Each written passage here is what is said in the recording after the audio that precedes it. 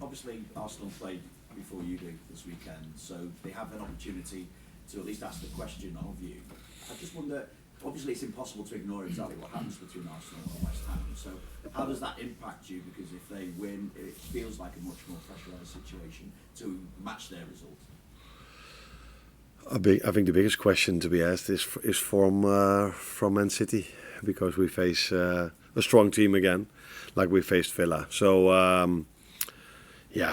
Arsenal plays before us, but we know that doesn't make the game easier or more difficult that we have against City. We know we have 12 games to play, and Arsenal has 13 games to play. And if we constantly look at Arsenal or what other teams are doing, that would not help us. So we know already how difficult it is to go to the Etihad.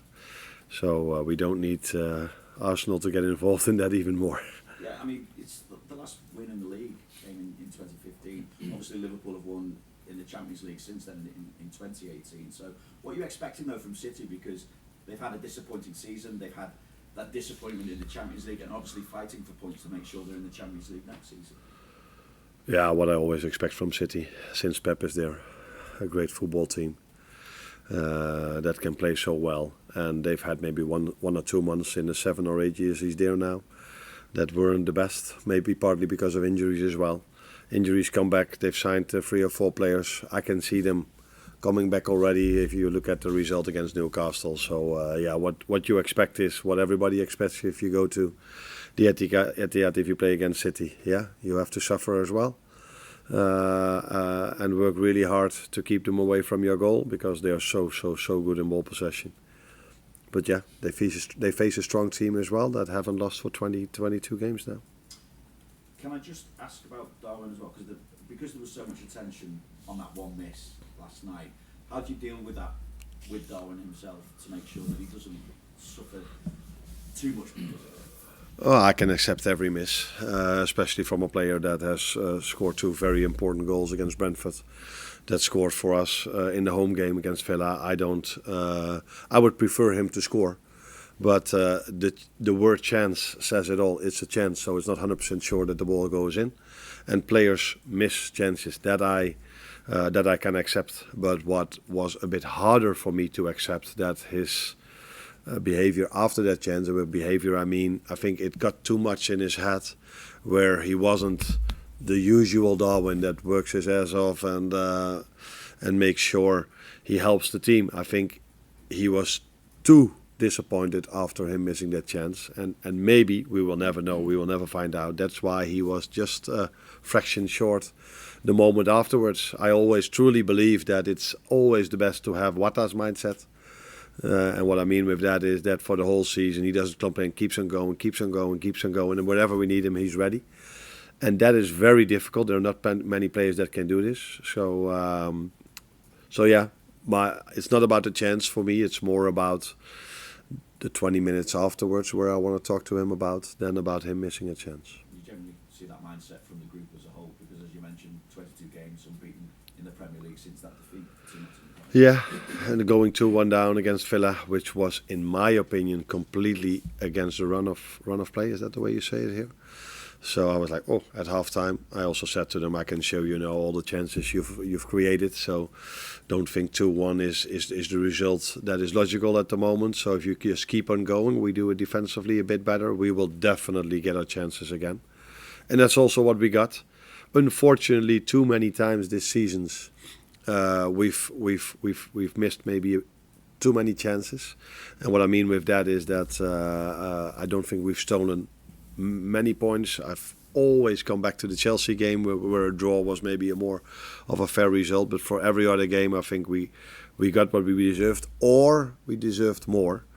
And that is more of a thing for me than that Arsenal plays on Saturday and we on Sunday.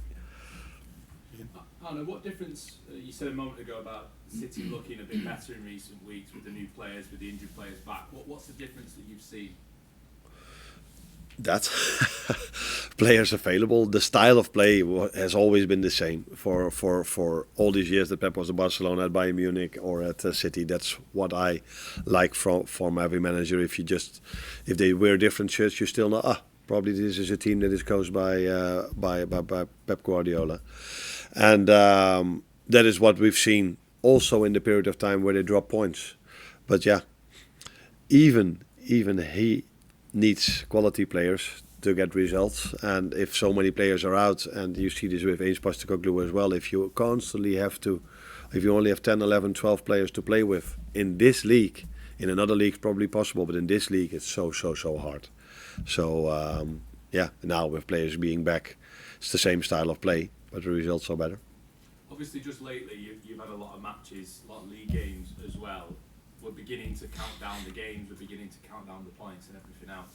What are you learning about your team as you go through these challenges and go through these matches with the clock beginning to tick down to the end of the campaign?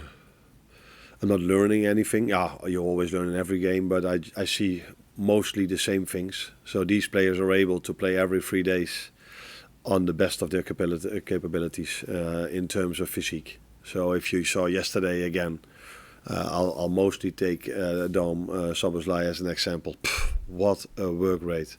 What a work rate for his third game in a row. Till the last second he kept on running up and down, up and down, up and down. And that's the only thing I can ask for, and what the fans can ask for. And that we are then unlucky not to score our chances. That's football, unfortunately. But we cannot accept, not the fans nor me, that they don't give maximum effort. And but that's what they constantly do, and I assume that they will do Sunday again. But you never know the outcome, because we face with Villa, with Everton away, also difficult opponents. The fixture list for us now is a few difficult ones in a row. Yeah, that's what you have to accept. The good thing is that we are not behind someone. We are still number one, and yeah, that's the good thing if you go into a run of games like this. Is Gakpo back for this one? Let's see. I hope. I'm not 100% sure, or because we will try. He hasn't trained with the team yet. Maybe he does a bit today. I don't know exactly. It will be a close call. Thank you. Hi Arne. Much better performance against Aston Villa than against Wolves, certainly with the ball.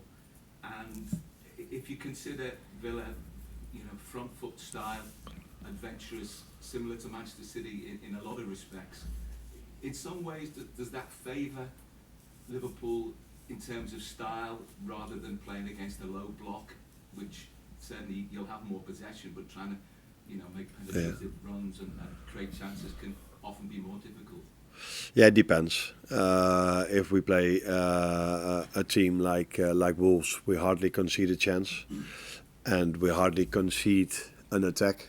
Where or against Everton, but if we play Villa, people say, "Oh, it was quite open," and it didn't look as if you defended that well as other games, where we do get the compliments for the offensive part. So it's always in football. It's a bit of both. Every style of play you face means challenges, and with Villa, yes, we took the ball off them to score a goal, but they also had a long and very good attack when they scored their second goal.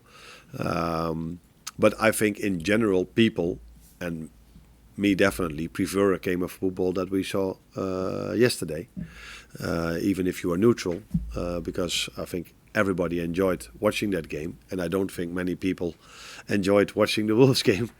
But of course, that's not in the interest of Wolves. They are trying to stay up, so you have to accept every style of play. But everyone that loves football prefers a game of football like yesterday. Gravenberch has been one of the players of the season, and not just for Liverpool, probably in the Premier League. His effectiveness in recent games hasn't been as high. What do you put that down to? Is it maybe a possibility of not having a replacement who is exactly the same, or is it just the fact that he can't be 9 and 10 out of 10 every week? I think that is partly what it is. There are only a few players in the world that can be a 9 out of 10 every single 3 days. And if you look at his age, he might eventually belong to those group of players, those 2 or 3 or 4 that can do this. But he's not there yet, which is completely normal. And it depends also on the playing style of the opponent, which we just said. So if you play Everton or Wolves, That's a completely different game than when you play Villa. I liked him yesterday much more than I liked him against Everton, for example. So yeah, it's not always as simple as the form of a player or how many games did he play, but yeah, that's 9 out of 10 times the most easy reason to give, and instead of diving into it and look at playing style and look at certain other things. I know you touched on Cody Gakpo. Are there any other team use issues you had to contend with? I appreciate it's only 12 hours since you last spoke. Is there any clarity on Conor Bradley? No, he still has to come in. So we don't know yet, but he will. I would be completely surprised if he's involved in the Sunday game or the Wednesday game against Newcastle. So you can assume that that's not going to happen. Joe Gomez had a surgery for his hamstring injury, so he's out for a long time. He will be back maybe just before the end of the season. And then, of course, these two players are not injured, but they come back from an injury, and with Jota and Trent. So that's also the reason why they don't play 90 minutes 5 times in a row in 15 days, because that would be a big risk. We could see this yesterday with Conor Bradley. Just also on Darwin, going back to Darwin, obviously he's got in his head a bit, potentially, that miss. Do you have to also tell him how important he can be for the rest of the season, because there's so much to achieve?